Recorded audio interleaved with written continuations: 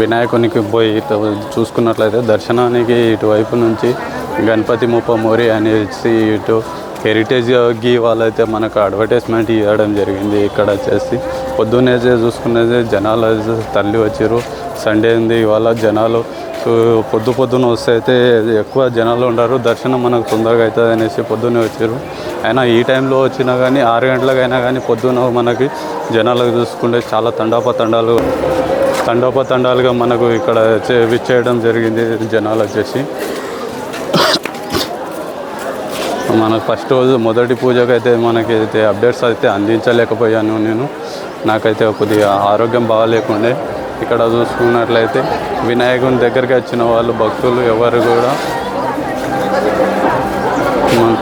లోపలికైతే ఎవరిని అయితే జనాల్ని ఎవరికైతే రానివ్వట్లేదు. ఇటు వినాయకునికి మనకు చూసుకున్నట్లయితే 70 అడుగుల వినాయకుడు మనకి ఇక్కడ నుంచి దర్శనం ఇవ్వడం జరుగుతుంది. 70 అడుగుల వినాయకుడు మనకి ఇక్కడ నుంచి దర్శనం ఇవ్వడం జరుగుతుంది. ఈ సప్తముఖ దేవతలు మనకు అయితే వినాయకునిలో మనకు కనిపిస్తున్నాయి కదా. మనకు ఇక్కడ చూసుకున్నట్లయితే వినాయకునికి వచ్చేసి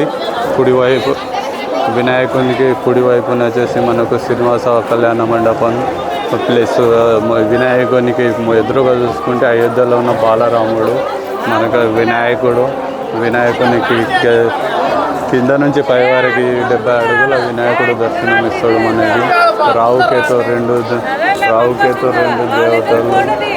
దేవతలు శివపార్వతుల కళ్యాణ మండపము. ఇక్కడ వినాయకునికి వచ్చేసి మనకు కుడివైపున ఎడమ వైపున శివపార్వతుల కళ్యాణ మండపం మనకు దర్శనం ఇస్తుంది. కనులో విందువులుగా చూడడానికి ఉన్న ఖైరతాబాద్ గణేశుని దర్శనం అయితే మనకు ఈరోజు చేసుకోవడానికి అదృష్టం కలిగింది. అందరు జనాలు వచ్చేసి పొద్దున తండోపతండాలుగా తరలి వస్తారు ఖైరతాబాద్ దర్శనం చేసుకోనికి. ఇక్కడ వచ్చేసి